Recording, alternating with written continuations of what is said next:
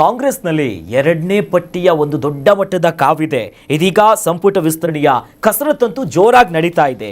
ಇದೇ ಹೊತ್ತಿನಲ್ಲಿ ಡಿ.ಕೆ. ಶಿವಕುಮಾರ್ ಅವರ ಆಪ್ತ ಶಾಸಕರು ಡಿ.ಕೆ. ಸುರೇಶ್ ಅವರ ನೇತೃತ್ವದಲ್ಲಿ ಒಂದು ಖಾಸಗಿ ಹೋಟೆಲ್ನಲ್ಲಿ ಇವರೆಲ್ಲ ಸಭೆ ಮಾಡಿದ್ದಾರೆ. ಡಿ.ಕೆ. ಸಿಎಂ ಆಗಲೇಬೇಕು ಅನ್ನೋದಾಗಿ ಅನೇಕರು ಪಟ್ಟು ಹಿಡಿದಿದ್ರು. ಇದೇ ಶಾಸಕರು, ಇದೇ ನಾಯಕರು ಇವರೆಲ್ಲ ಈಗ ಒಟ್ಟು ಸೇರಿ ಒಂದು ಮೀಟಿಂಗ್ ಮಾಡಿರೋದು ಎಲ್ಲೋ ಒಂದು ಕಡೆ ಒಂದಿಷ್ಟು ಕುತೂಹಲ ಕಾರಣ ಆಗ್ತಿದೆ. ಬೆಳಗಾವಿಯಲ್ಲಿ ಮಾತನಾಡಿರುವಂತ ಲಕ್ಷ್ಮೀ ಹೆಬ್ಬಾಳ್ಕರ್ ಅವರು ನಮ್ಮ ಜಿಲ್ಲೆಗೆ ಎರಡನೇ ಒಂದು ಸಚಿವ ಸ್ಥಾನ ಸಿಕ್ಕು ಬಿಡುತ್ತೆ ಅನ್ನೋ ವಿಶ್ವಾಸ ಹೊರಗಾಕಿದ್ದಾರೆ. ಈ ಎರಡನೇ ಪಟ್ಟಿ ಮತ್ತು ಆಕಾಂಕ್ಷಿಗಳಿಗೆ ಸಂಬಂಧಪಟ್ಟಂತೆ ಮಾಜಿ ಸಚಿವ ಮಧು ಬಂಗಾರಪ್ಪ ಮತ್ತು ಶಾಸಕ ಅಶೋಕ್ ಪಟ್ಟಣ್ ಅವರು ಒಂದು ಹೇಳಿಕೆ ಕೊಟ್ಟಿದ್ದಾರೆ. ಅದನ್ನು ನೋಡ್ಬರೋಣ.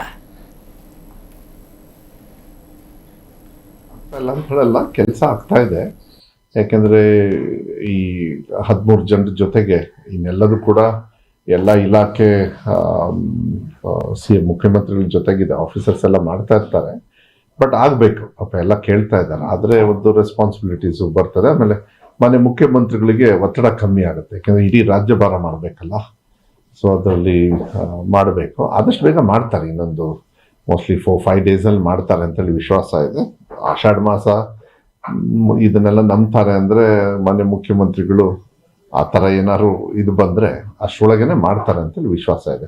ರಾಹುಲ್ ಗಾಂಧಿ ಅವರು ಬರಬೇಕು ಅದಕ್ಕೆ, ಯಾಕಂದರೆ ಫೈನಲ್ಲು ಅವರು ಕೂಡ ಕನ್ಸಲ್ಟ್ ಮಾಡಿರ್ತಾರೆ, ಇಷ್ಟೊತ್ತಿಗೆ ಎಲ್ಲದೂ ಕೂಡ ಮಾತಾಡ್ಕೊಂಡಿರ್ತಾರೆ. ಬಟ್ ನಾನು ಅದ್ರ ಬಗ್ಗೆ ಹೇಳಕ್ ಹೋಗಲ್ಲ. ಬಟ್ ಆದಷ್ಟು ಬೇಗ ಆದ್ರೆ ಒಳ್ಳೇದು. ಈ ಅಪ್ಕಮಿಂಗ್ ಹಾಗೆ ಆಗ್ತೀನಿ ಅಂತ ಬಹಳ ಆಸೆ ಇಟ್ಕೊಂಡಿದ್ದೀನಿ. ಏನಾಗಿದೆ, ಇಲ್ಲಿ ಬರ್ತಾ ಬರ್ತಾ ಜಾತಿ ಒಂದೇ ನಡೀತಾ ಇಲ್ಲ, ಉಪಜಾತಿ ಅಂತ ಶುರು ಮಾಡ್ಬಿಡೋದು. ಅದ್ರಾಗೆ ಬಣಜಿಗರು, ಪಂಚಮಸಾಲೆ ಅಂತ ಶುರು ಮಾಡಿ ಹಂಗಾಗಿ ನನಗೆ ಸ್ವಲ್ಪ ಹಿಂದೇಟ ಆಗ್ತಾ ಇದೆ. ಹೊರತಾಗಿ ನಾನು ಹೇಳಿದ್ದೀನಿ, ಜಾತಿನೇ ನೋಡಕೋಬಿಡಿ. ಯಾರು ಪಕ್ಷಕ್ಕೆ ನಿಷ್ಠಾವಂತರಾಗಿದ್ದಾರೋ, ಮೊದಲಿಂದ ಯಾರು ಪಕ್ಷಕ್ಕೆ ದುಡಿದಾರೋ ಅಂತವ್ರಿಗೆ ಮಂತ್ರಿ ಮಾಡಿ ಅಂತ ನಾನು ಹೇಳ್ತಾ ಇದ್ದೀನಿ. ನಿರೀಕ್ಷೆ ಇಟ್ಕೋಬಹುದು. ನಾವು ನಿರೀಕ್ಷೆ ಅವ್ರಿಗೆ ಇದೀವಿ, ಗ್ಯಾರಂಟಿ ಆಗ್ಬೋದು ಅಂತ ನೆನ್ಸ್ಕೊಂಡಿದ್ವಿ. ಕಾಂಗ್ರೆಸ್ನಲ್ಲಿ ಎರಡನೇ ಪಟ್ಟಿಯಲ್ಲಿ ನಮ್ಮ ಹೆಸರು ಬರಲೇಬೇಕು ಅನ್ನೋದು ಒಂದು ಲಾಬಿ ಆಗ್ತಿದೆ, ಶಕ್ತಿ ಪ್ರದರ್ಶನ ಆಗ್ತಿದೆ, ಸಹಿ ಸಂಗ್ರಹ, ದೆಹಲಿಗೆ ಹೋಗಿ ಬರೋರು, ಒಂದಿಷ್ಟೆಲ್ಲ ಕೆಲಸ ಆಗ್ತಿದೆ. ಬಟ್ ಅಶೋಕ್ ಪಟ್ಟಣ್ ಅವ್ರು ಹೇಳಿದ ಮೇಲೆ ಎಷ್ಟರ ಮಟ್ಟಿಗೆ ಬಿಸಿದಿ ಅಂತಂದೆ, ಜಾತಿ, ಜಿಲ್ಲಾವಾರು ಪ್ರಾತಿನಿಧ್ಯ, ಸಮುದಾಯ ಹೋಗಿ ಉಪಜಾತಿನೂ ಹುಡುಕ್ತಿದ್ದಾರಂತಂದ್ರೆ ಎಷ್ಟರ ಮಟ್ಟಿಗೆ ಲಾಬಿ ಇರ್ಬೋದಂತ. ಇದು ಮೊದಲ ಪಟ್ಟಿಗೆ ಇವೆಲ್ಲ ಸೇರ್ಪಡೆ ಆಗ್ತವೆ, ಸೇರ್ಪಡೆ ಮಾಡ್ಕೋಬೇಕು ನಮ್ಮನ್ನು ಅನ್ನುವಂಥದ್ದು. ಲಕ್ಷ್ಮೀ ಹೆಬ್ಬಾಳ್ಕರು, ಸೌದಿ, ಹೌದು, ಲಕ್ಷ್ಮಣ್ ಸೌದಿ, ಇವರೆಲ್ಲ ಅಶೋಕ್ ಪಟ್ಟಣ್ ಆದಿಯಾಗಿ ಎಲ್ಲರೂ ನಾವು ಮೊದಲ ಪಟ್ಟಿಗೆ ಸೇರ್ಕೊಂಡ್ಬಿಡ್ತೀವಿ, ಮೊದಲಿಗೆ ಒಂದಷ್ಟು ಜನ ಸೇರ್ಸ್ಕೊಂಡ್ಬಿಡ್ತಾರೆ ಅಂತ ಕನ್ಸೋತ್ಕೊಂಡಿದ್ರು. ಆದರೆ ಅವ್ರು ಸೀಮಿತ ಮಾಡಿದ್ರು, 13 ಜನಕ್ಕೆ ನಾವು ಸೀಮಿತ ಮಾಡಿಕೊಂಡ ನಂತರದಲ್ಲಿ ಇವೆಲ್ಲ ಬೆಳವಣಿಗೆ ಆಗ್ತಾ ಇರುವಂಥದ್ದು. ಅಶೋಕ್ ಪಟ್ಟಣ್ ಹಿರಿಯ ಶಾಸಕರು ಆಸೆ ಪಡೋದ್ರಲ್ಲಿ ತಪ್ಪಿಲ್ಲ. ಆದರೆ ಹಿರಿಯ ಶಾಸಕರನ್ನ ಡಿ.ಕೆ. ಶಿವಕುಮಾರ್ ಅವರಿಗೆ ಮಂತ್ರಿಮಂಡಲಕ್ಕೆ ಸೇರಿಸ್ಕೊಳ್ಳೋದಕ್ಕೆ ಮನಸ್ಸಿದೆಯಾ ಇಲ್ವಾ ಅನ್ನುವಂಥದ್ದೇ ಪ್ರಶ್ನೆ ಇದರಲ್ಲಿ. ಹಂಗಂತ 20 ಜನ ಹಿರಿಯ ಶಾಸಕರು ಪಟ್ಟಿ ಹಿಡ್ಕೊಂಡು ಹೋಗಿದ್ರು. ದೆಹಲಿಯ 2 ಪ್ರವಾಸ ಮುಗಿಸ್ಕೊಂಡು ಬಂದ್ಬಿಟ್ಟು ಕೈ ಚೆಲ್ಲಿ ಕೂತ್ಕೊಂಡಂಗಿದ್ದಾರೆ.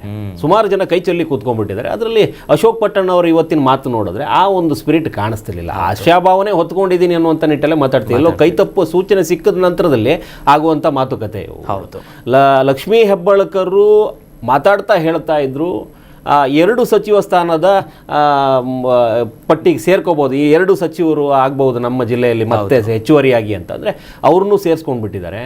ಲಕ್ಷ್ಮಣ್ ಸೌದಿ ಅವ್ರನ್ನೂ ಸೇರಿಸ್ಕೊಂಡಂಗಿದ್ದಾರೆ. ಸೇರಿಸ್ಕೋಬಹುದು ಅನ್ನೋ ಪಟ್ಟಿಲಿ ನೋಡಿದ್ರೆ ಈಗಾಗಲೇ ಸತೀಶ್ ಜಾರಕಿಹೊಳಿ ಅವರು ಇರೋದ್ರಿಂದ ಅದೊಂದು ಅತಿ ದೊಡ್ಡ ಜಿಲ್ಲೆ. ಆ ನಿಟ್ಟಲ್ಲಿ ಒಂದು 3 ಶಾಸಕರು ಅಲ್ಲಿನ ಮೂಲಕ ಸಚಿವರು ಆಗ್ತಾರೆ ಅನ್ನುವಂಥದ್ದು ಲೆಕ್ಕಾಚಾರ ಹಿಡ್ಕೊಂಡು ಹೋದ್ರೆ ಇನ್ನು 2 ಸಚಿವ ಸ್ಥಾನ ಆ ಕಡೆ ಸಿಗಬಹುದು. ಅದರಲ್ಲಿ ಲಕ್ಷ್ಮೀ ಹೆಬ್ಬಾಳ್ಕರು, ಲಕ್ಷ್ಮಣ್ ಸೌದಿ ಸೇರ್ಕೋಬಹುದು, ಅಥವಾ ಅಶೋಕ್ ಪಟ್ಟಣ್ ಸೇರ್ಕೋಬಹುದು. ಚಿಕ್ಕೋಡಿಯ ಗಣೇಶ್ ಹುಕ್ಕೇರಿ ಅವರಿಗೂ ಕೂಡ ಅಲ್ಲೊಂದು ಆಸಕ್ತಿ ಇದೆ. ಇನ್ನು ಮಹೇಶ್ ಕೌಜಲ್ಗಿ ಅವರು ಕೂಡ ಅಲ್ಲಿ ಆಕಾಂಕ್ಷಿಯಾಗಿದ್ದಾರೆ. ಒಂದು 5-6 ಜನ ಅಲ್ಲಿ ಕೂತ್ಕೊಂಡಿದ್ದಾರೆ. ಇನ್ನೊಬ್ಬರು ಮುಸಲ್ಮಾನರಿದ್ದಾರೆ, ಅವರು ಕೂಡ ಆಕಾಂಕ್ಷಿಯಲ್ಲಿ. ದೊಡ್ಡ ಜಿಲ್ಲೆ, ಆಸೆಗಳು ದೊಡ್ಡದಾಗಿದೆ. ಆದರೆ ಈ ಸಚಿವ ಸ್ಥಾನದ ನಂತರದಲ್ಲಿ ಈ ಒಂದು ಲಾಭದಾಯಕ ನಿಗಮಗಳಿದ್ದಾವೆ, ಅಲ್ಲಿಗೂ ಕೂಡ ಇವರನ್ನ ನಿಗಮ ಮಂಡಳದ ಅಧ್ಯಕ್ಷರನ್ನಾಗಿ ಕೂರಿಸ್ಬಿಟ್ರೆ ಸ್ವಲ್ಪ ಶಮನ ಮಾಡಬಹುದು. ಮುಖ್ಯ ಸಚೇತಕರು, ಇನ್ನೊಂದು ಮತ್ತೊಂದು ದೆಹಲಿಯ ರಾಜ್ಯ ಕಾರ್ಯದರ್ಶಿಗಳಾಗಬಹುದು, ಪ್ರತಿನಿಧಿಗಳ ದೆಹಲಿಯ ವಿಶೇಷ ಪ್ರತಿನಿಧಿಗಳಾಗಿ ಆಯ್ಕೆ ಮಾಡ್ಕೋಬಹುದು, ಮುಖ್ಯ ಸಚೇತಕರಾಗಬಹುದು. ಅದರ ಲಾಭದಾಯಕ ನಿಗಮ ಮಂಡಳಿಗಳನ್ನು ಕೊಟ್ಟರೆ ಒಂದಷ್ಟು ಶಮನ ಮಾಡುವಂಥ. ಈಗ ಅಶೋಕ್ ಪಟ್ಟಣ್ ಅವರಿಗೆ ಏನಾದರೂ ಮಂತ್ರಿಮಂಡಲದಲ್ಲಿ ಅವಕಾಶಗಳು ಕೈ ಚೆಲ್ಲಿದ್ರೆ, ಹೈಕಮಾಂಡ್ ಏನಾದರೂ ಇವ್ರನ್ನ ಹಿರಿಯ ಶಾಸಕರಿಗೆ ಏನಾದರೂ ಒಂದು ಸ್ವಲ್ಪ ಬದಿಗಿಡೋಣ ಅನ್ನುವಂಥ ಮನಸ್ಸು ಮಾಡಿದ್ರೆ, ಈ ಯುವ ಸಚಿವ ಸ್ಥಾನವನ್ನು ತುಂಬಿಕೊಳ್ಳೋಣ ಈ ಬಾರಿ ಅನ್ನುವಂಥದ್ದು ಏನಾದರೂ ಅಂದುಕೊಂಡ್ರೆ ಅಶೋಕ್ ಪಟ್ಟಣ್ಗೆ ನಿಗಮ ಮಂಡಳಿ ಸೀಮಿತ ಆಗಬಹುದು. ಅಲ್ಲೂ ಕೂಡ ಅದೇನು ಹೊಸದು ಅಂತ ಅಂದಿಸ್ಕೊಳ್ಳಿಕ್ಕಿಲ್ಲ. ಅವರಿಗೆ ಸಿಕ್ಕಿರೋದ್ರಲ್ಲಿ ಆಸೆ ಪಡೋಣ, ಖುಷಿ ಪಡೋಣ ಅನ್ನುವಂಥ ನಿಟ್ಟಲ್ಲಿ ಹೋಗ್ಬೋದು. ಕರ್ನಾಟಕ ನ್ಯೂಸ್ ಬೀಟ್ ಫಾಲೋ ಮಾಡಿ, ಸಬ್ಸ್ಕ್ರೈಬ್ ಮಾಡಿ.